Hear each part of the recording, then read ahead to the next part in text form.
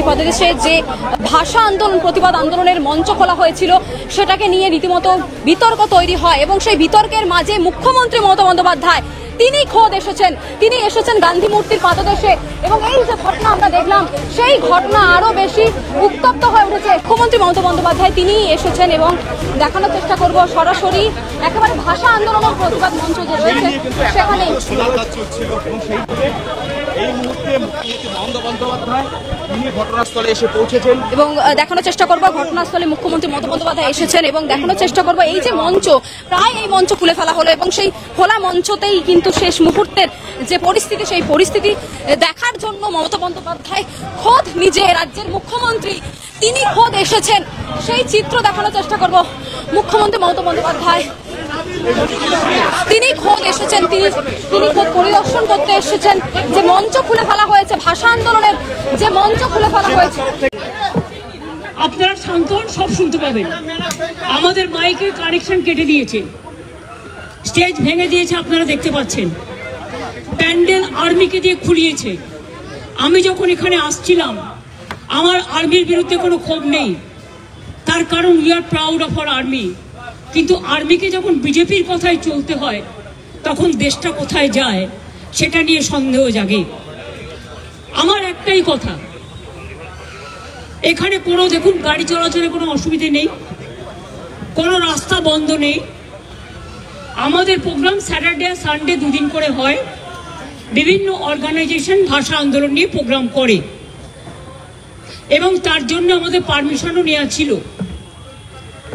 প্রয়োজনে আমাদের বলতো, পুলিশ ফোর্সকে বলতো, দরকার হলে পুলিশ ফোর্স আমাদের পার্টির সাথে কথা বলে আমাদের প্যান্ডেল খুলে দিতে পারত, আমরাই খুলে দিতাম এবং আমরা অন্য জায়গায় শিফট করতে পারতাম। কিন্তু সেটা না করে মহাত্মা গান্ধীজি, যিনি আমাদের সবচেয়ে বড় মহান নেতা দেশে, সেই মূর্তির পাদদেশে আমরা সব অন্যায় অত্যাচারের প্রতিবাদ করি। কিন্তু সেখানে আমি যখন এখানে আসছিলাম আপনারা অনেকে ছবিও পেয়েছেন, প্রায় 200-র মতো আর্মি তারা আমাকে দেখে ছুটে পালাচ্ছিল।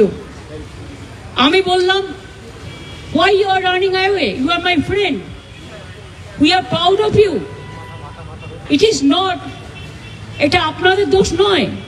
আপনারা বিজেপির কথায় করেছেন, দিল্লির কথায় করেছেন, দিল্লির ডিফেন্স মিনিস্টারের কথায় করেছেন, এটুকু বুদ্ধি আমাদের আছে।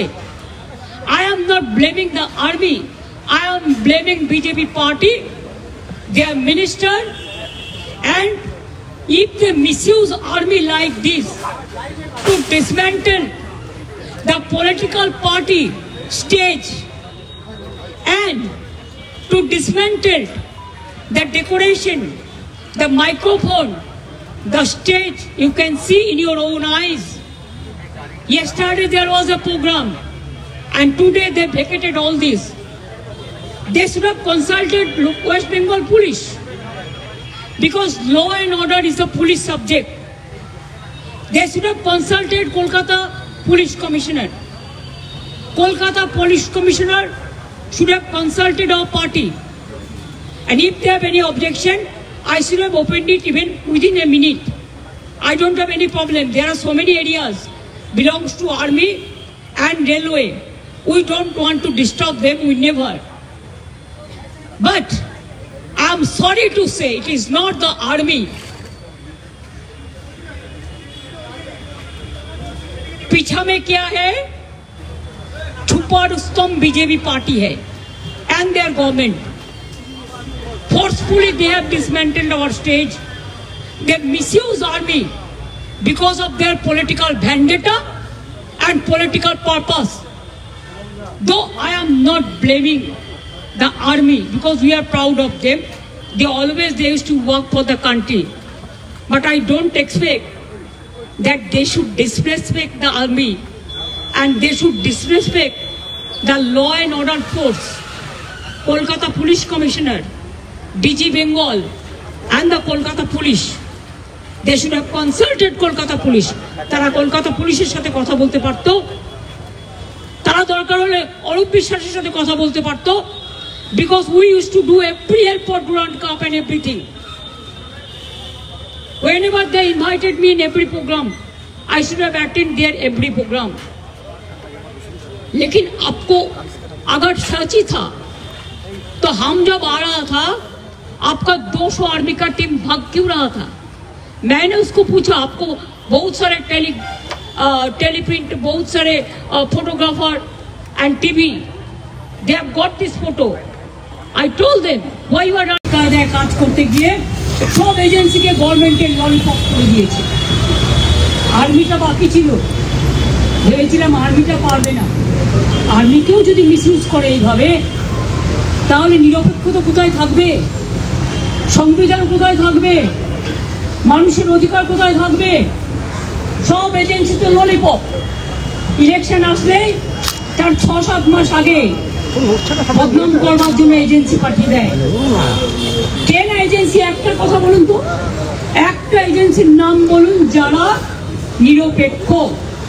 এরা একটাই পক্ষ, এরা হচ্ছে স্বৈরাচারী পক্ষ এবং এরা হচ্ছে বিজেপি পক্ষ. যেদিন বিজেপি কালকে থাকবে না, তখন এরা কি করবে? কোথায় পালাবে? পালাবার পথ নাই. মানুষ কিন্তু সেদিন, আমি গানের কথায় জম আছে পিছে বলবো না, আমি বলবো মানুষ আছে পিছে. মানুষ কিন্তু রুখে দাঁড়াবে.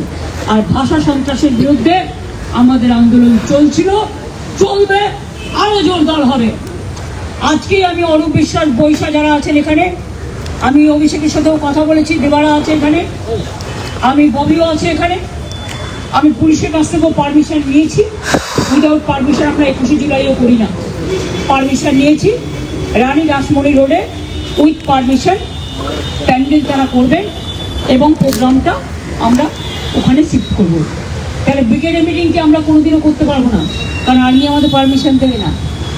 গান্ধী স্ট্যাচুতে আমরা কোনোদিনও আসতে পারবো না, কারণ আর্মিকে পারমিশন দিতে দেবে না.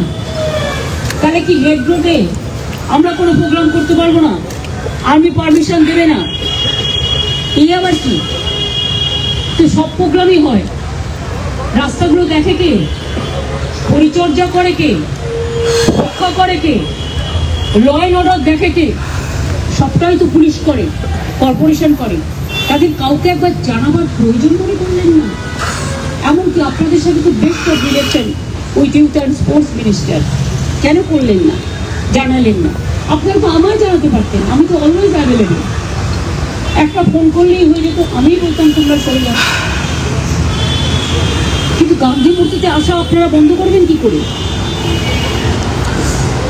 গান্ধীজির মূর্তিতে প্রতিবাদ করি আমরা, তার কারণ বাবা সাহেব আম্বেদকর, গান্ধীজি, নেতাজি, রবীন্দ্র নজরুল চিরকাল, চিরদিন, এরা চিরজনীন, সার্বজনীন, বিশ্বজনীন, বিশ্ববঙ্গজনীন, সারা ভারতবর্ষে সবাই শ্রদ্ধা করে. আপনারা গান্ধীজির ছবি নিচে রাখতে পারেন পায়ের কাছে, আমরা রাখি না. আপনাদের নেতাদের ছবি ওপরে, গান্ধীজির ছবি নিচে. এটা দেখলাম 15ই আগস্ট.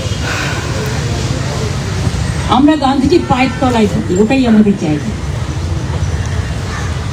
উনি আমাদের মাথার উপরে থাকেন, এটাই ওনার জায়গা. কাজে এইটুকু আমার বলার ছিল, এর থেকে বেশি আমি আর কিছু বলবো না. আমি সংগঠক যারা ছিলেন তাদের বলবো, তোমরা রানী রাসমণিতে স্টেজ বাড়িয়ে ধর্ণা আমাদের চলবে. আমাদের প্রোগ্রাম আটকানোর ক্ষমতা বিজেপির নেই. কালকে উড়িষ্যাতে আপনারা দেখেছেন আমাদের শ্রমিকদের ওপরে কিভাবে লোহা দিয়ে, লোহার ডান্ডা দিয়ে, লাঠি দিয়ে কিভাবে পেটানো হয়েছে. তাদের কি অপরাধ? তাদের আসামে বলে দিয়েছে বেঙ্গলি ডিতে পড়ে, ডি মানে ডাউটফুল. এরা তো বলছে বাংলা মানে ভাষাই নেই, আর ডি মানে ডাউটফুল. যে ভাষা আন্তর্জাতিক ভাষা, সেই ভাষাকে ডাউটফুল. আর সব জায়গায় বাঙালির ওপর অত্যাচার হচ্ছে. আমি কোনো নন বেঙ্গলির ওপর অত্যাচার হোক, এটা আমি কখনো চাই না, কারণ এরাও আমাদের দেশের মানুষ, আমি সবাইকে ভালোবাসি. আমরা বুকে করে সম্মান দিই সকলকে, এটাই কসমোপলিটান, এটাই সারে জাহাজে আচ্ছা হিন্দুস্তান আমার. কিন্তু বাংলার মানুষ আরো বেশি করে বাংলায় কথা বলুন, যেখানে যাবেন বেশি করে বাংলায় কথা বলুন. আমরাও দেখতে চাই কোথায় যায় এই ভাষা সন্ত্রাস, কোথায় গিয়ে পৌঁছায়. এর প্রতিবাদে আমাদের আন্দোলন ভাষা সন্ত্রাসের বিরুদ্ধে চলছে এবং চলবে, আরো জোরদার হবে। এবং আজকে যে ঘটনা ঘটিয়েছে বিজেপি, তার বিরুদ্ধে আমি আগামীকাল বেলা 2টো থেকে 4টে সব ব্লকে ব্লকে, সব ওয়ার্ডে ওয়ার্ডে, সব জেলায় জেলায়, সমস্ত পঞ্চায়েতে পঞ্চায়েতে আমি প্রতিবাদ মিছিল ভাষা সন্ত্রাসের বিরুদ্ধে। আর আমাদের ভাষা সন্ত্রাসের বিরুদ্ধে যে মানে স্টেজ ছিল, আমাদের যে ধর্ণা মঞ্চ ছিল, সেই মঞ্চকে ভেঙে দেওয়ার প্রতিবাদে এদের প্রোগ্রাম চলবে। আর রানী রাসমণি রোডেও কাল সকাল থেকে প্রোগ্রাম শুরু হবে। আজকে স্টেজটা বাঁধার পর, এটা তো বর্ষাকাল, আপনারা জানেন একটা স্টেজ তৈরি করতেও তো ডেকোরেটর লাগে, তাকে প্যান্ডেল করতে হয়, তাকে লাইট লাগাতে হয়, তাকে মাইক লাগাতে হয়। আজকের মিটিংটা আর্মিকে মিসইউজ করার জন্য আমি করে দিয়ে গেলাম। আর আগামীকাল থেকে ভাষা সন্ত্রাসের বিরুদ্ধে রানী রাসমণি রোডে প্রোগ্রাম যেমন চলছিল চলবে, এখন এভরিডে হবে। কোনো না কোনো অর্গানাইজেশন এভরিডে কেউ না কেউ পার্টিসিপেট করবে। ঠিক আছে, জাস্ট পৌঁছে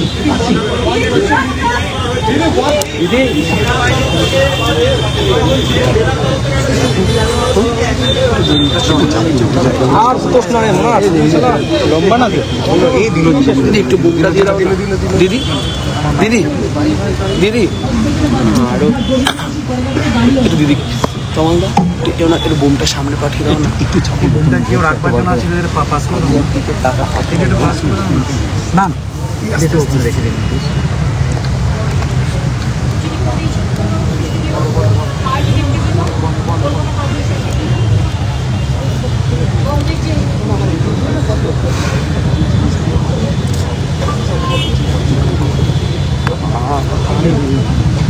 একটু চেপে যাও না, বলছি বলছে দেখো হচ্ছে আমি তো আস্তে আস্তে চলে এলাম, কিন্তু 4টে আমার চেয়ে করবে না। লোক দাঁড়ালে আমার কিছু করার নেই, কিন্তু তোমরা চেষ্টা করবে স্টেজটা করার, যেটা কলকাতা কর্পোরেশনের আন্ডারে। সেনাবাহিনীর তরফে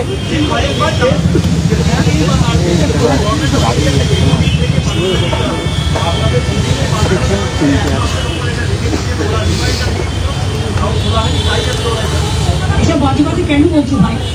কলকাতা পুলিশকে একবারও জিজ্ঞেস করেছিল? আমাদের পার্টির সাথে আমার সাথে কথা বলেছিল? আমরা যারা পার্টির দায়িত্বে আছি কারোর সাথে কথা বলেছিল? যারা দায়িত্বে আছে, প্রোগ্রাম হলে পরের দিন সব খুলে যায় না, টাইম লাগে। আমরা স্যাটারডে সানডে করে করবো বলে বলেছিলাম, অন্যদিন যাতে অসুবিধে না হয়। মোদীবাবুর পারমিশন নিয়ে আমার প্রোগ্রাম করতে হবে না, আমি জনগণের পারমিশন নিয়ে প্রোগ্রাম করি। বাট আমি আর্মিকে কোনো রকম ব্লেম দেখতে সাবস্ক্রাইব করুন বাংলা হান্টের ইউটিউব চ্যানেল। বাংলা হান্টের আরও খবর দেখতে নজর রাখুন। বাংলা খবর মানেই বাংলা হান্ট।